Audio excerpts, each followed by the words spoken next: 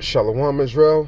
I'd like to give all praises, honor, and glory to Yahweh, Ba'ashim Yahushai, Ba'ashim Kakwadash, double honors to the apostles and the elders, great millstone, and shalom to like out there doing this work of faith, a labor of love, and true sincerity. All right, now I want to get into a quick topic, just showing, how these other nations, they really don't give a damn, when it comes to us as a people. Because every single day I'm, just constantly seeing, people talking, oh, what are we going to do? Or this is the shame, and why it got to be like this, and why we can't do this, and why we can't do that. It's all of the answers that our people seek are in the scriptures. It's simple. If you will pick up the book and read, that's why the scriptures say what? Revelations 1 and 3. Blessed are they that readeth. But since our people equate the Bible, with the so-called white man, they don't even want to give it the time of day. They rather just lean on skin tone and believe that we're Africans just according to skin tone, which makes no sense whatsoever, because everybody upon the face of the earth has some shade of brown to them except for the so-called white man. All right. So this is Job 5, and I'm gonna start at verse 13. Let me start at verse 12. He disappointed the devices of the crafty, so that their hands cannot perform their enterprise, which their whole enterprise in which they're trying to set up this new world order. And as the scriptures say, the Lord shall rain upon them, while their feet in their belly, and that time is approaching. We're in that time now, because Esau, he think that he's getting to the fullness of his sufficiency, the fullness or the height of his kingdom. And that's what he believing, that to where he's going to have total domination and total control over the masses of the people, which he already does. But now we're just talking about as far as on the scale with the RFID chip. Okay, so he believe he's going to get to that point, within this present time.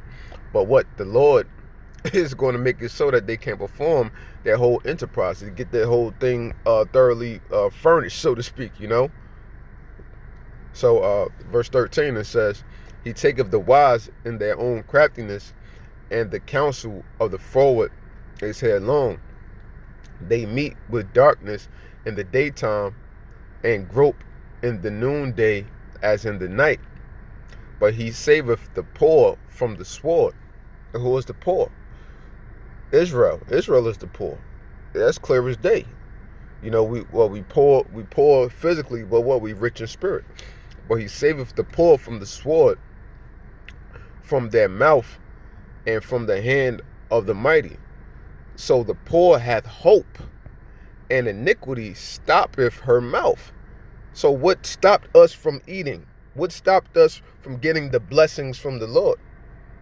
Okay, iniquity, sin, Israel going off, not obeying the law, statutes, and commandments. That's what stopped our mouth. But we still have hope in the Lord, because the Lord made a promise with our forefathers.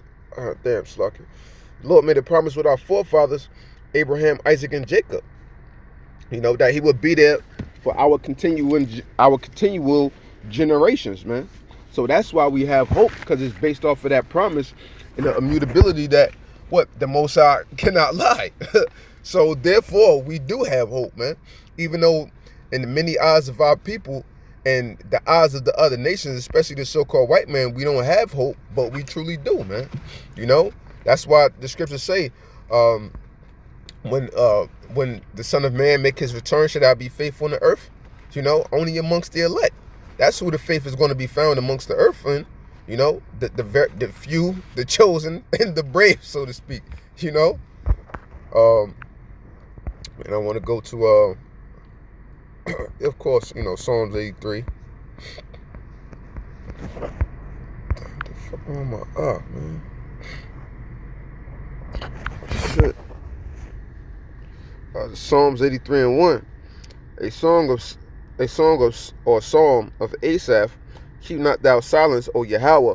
Hold not thy peace, and be not still, O Yahweh. For lo, thy enemies make a tumult, and they that hate thee have lifted up their head. They have taken crafty counsel against our people and consulted against our hidden ones.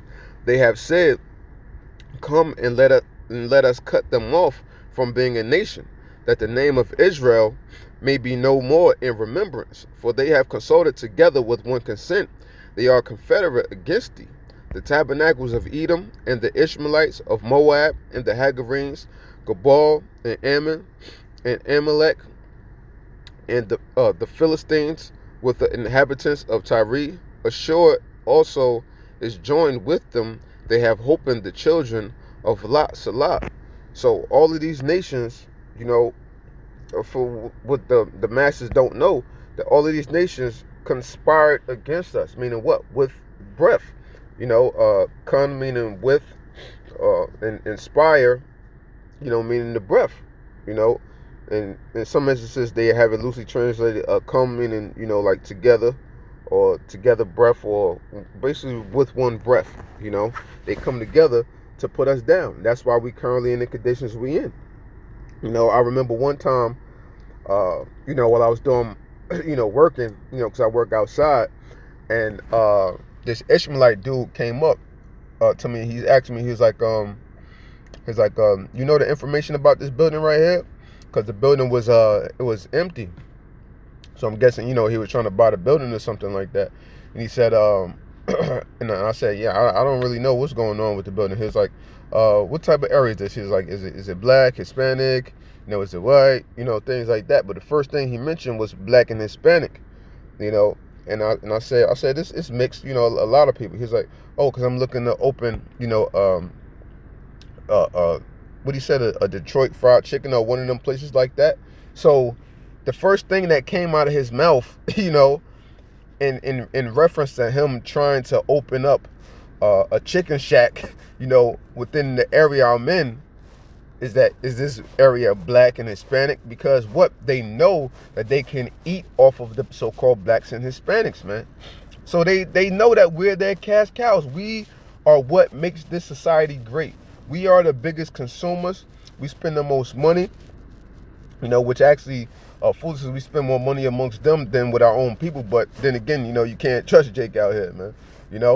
But they look to seek to put us down, to get their profit and to send their money back home, and yet they don't give a damn about us. Slucky.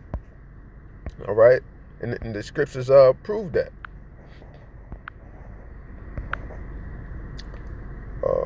No, that's not it. Slucky. I think it's 15:5. It is Jeremiah 15:5. For who shall have pity upon thee, O Jerusalem? Or who shall bemoan thee? Or who shall go aside to ask how thou doest? Okay, so is they trying to worry about what's going on with us? Are they? Are they really worried?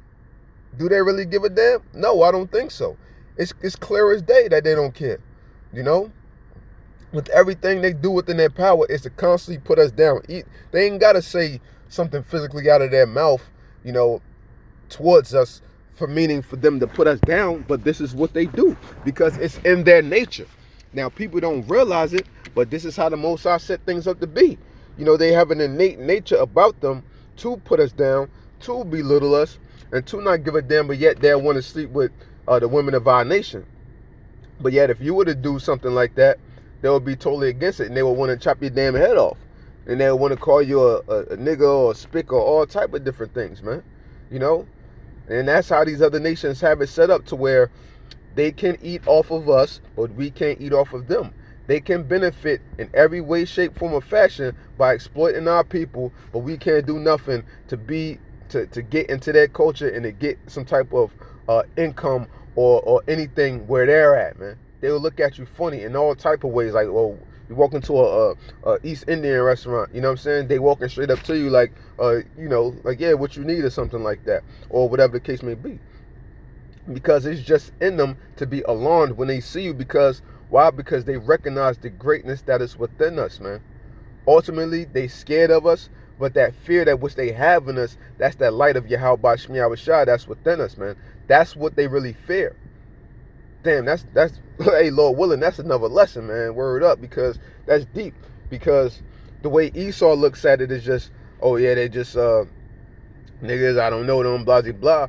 But it's really that inner fear of our greatness, man. Lord willing, that'll be my next lesson. The inner, they fear I don't know how I'm gonna word it, Lord willing, but that's a topic in itself, man, because it's powerful. They fear the greatness, that's within us, man, So, with that, I just hope this short segment was edifying, and I like to give all praises, honor, and glory to Yahweh, Ba'ashim Yahushai, Ba'ashim Kakwadash, double honors to the apostles and the elders, great millstone, and shalom to Lek up there, doing this work of faith and labor of love and true sincerity.